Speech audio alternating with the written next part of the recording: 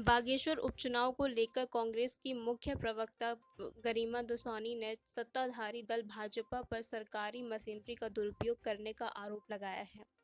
कांग्रेस प्रवक्ता ने कहा कि जिला प्रशासन के माध्यम से सत्ताधारी दल इस चुनाव में सरकारी मशीनरी का दुरुपयोग कर रहे हैं और विपक्षी दलों की आवाज को दबाने का भी काम किया जा रहा है। कांग्रेस प्रवक्ता ने कहा कि बागेश्वर उपचुनाव में जिस प्रकार से लोकतंत्र के चौथे स्तंभ मीडिया पर भी पाबंदी लग रही है, वह भी निंदनीय है। कांग्रेस प्रवक्ता ने कहा कि बागेश्वर के उपचुनाव में बीजेपी को अपने हाथों से जाते हुए दिख रहा है, इसीलिए उनके द्वारा तानाशाही रवैया अपनाने का काम किया जा रहा है। लेकिन बागेश्वर की जनता भी अपना मन बना चुकी है और जल्द ही भाजपा को आईना दिखाने का काम भी किया जाएगा। देहरादून से संवाददाता विनोद भंडारी की रिपोर्ट, दैनिक भास्कर। देखिए, बेसिकली आज का जो हमारा मुद्दा था वो था बागेश्वर उपचुनाव में सत्ताधारी दल के द्वारा सरकारी मशीनरी के दुरुपयोग को लेकर।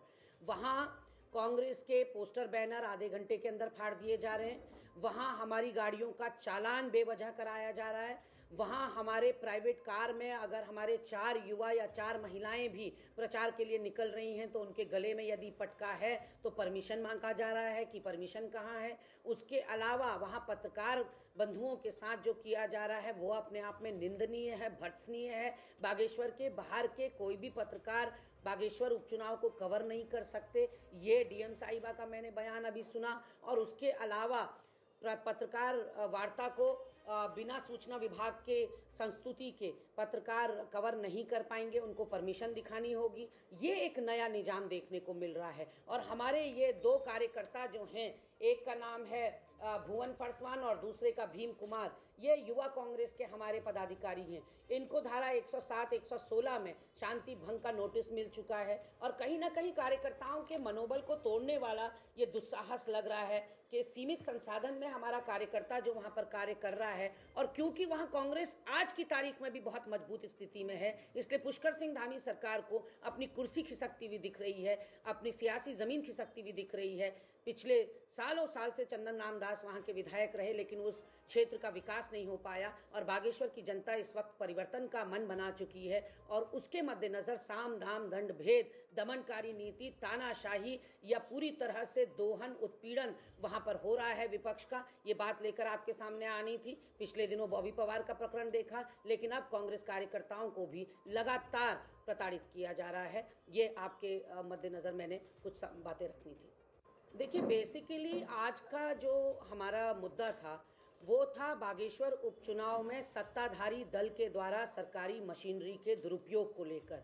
वहाँ कांग्रेस के पोस्टर बैनर आधे घंटे के अंदर फाड़ दिए जा रहे हैं, वहाँ हमारी गाड़ियों का चालान बेवजह कराया जा रहा है, वहाँ हमारे प्राइवेट कार में अगर हमारे 4 युवा या 4 महिलाएं भी प्रचार के लिए निकल रही हैं तो उनके गले में यदि पटका है तो परमिशन मांगा जा रहा है कि परमिशन कहाँ है। उसके अलावा वहाँ पत्रकार बंधुओं के साथ जो किया जा रहा है वो अपने आप में निंदनीय है, भर्त्सनीय है।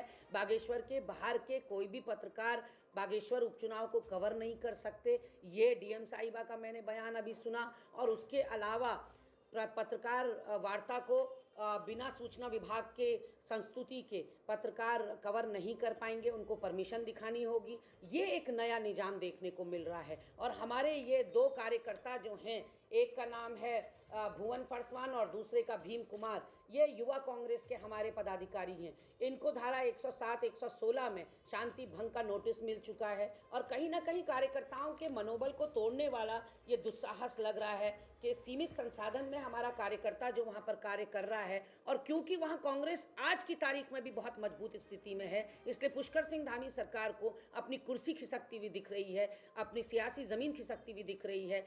पिछले सालों साल से चंदन रामदास वहाँ के विधायक रहे, लेकिन उस क्षेत्र का विकास नहीं हो पाया और बागेश्वर की जनता इस वक्त परिवर्तन का मन बना चुकी है। और उसके मद्देनजर साम दाम दंड भेद, दमनकारी नीति, तानाशाही या पूरी तरह से दोहन उत्पीड़न वहाँ पर हो रहा है विपक्ष का। ये बात लेकर आपके सामने आनी थी। पिछले दिनों बॉबी पवार का प्रकरण देखा, लेकिन अब कांग्रेस कार्यकर्ताओं को भी लगातार प्रताड़ित किया जा रहा है। ये आपके मद्देनजर मैंने कुछ बातें रखनी थी।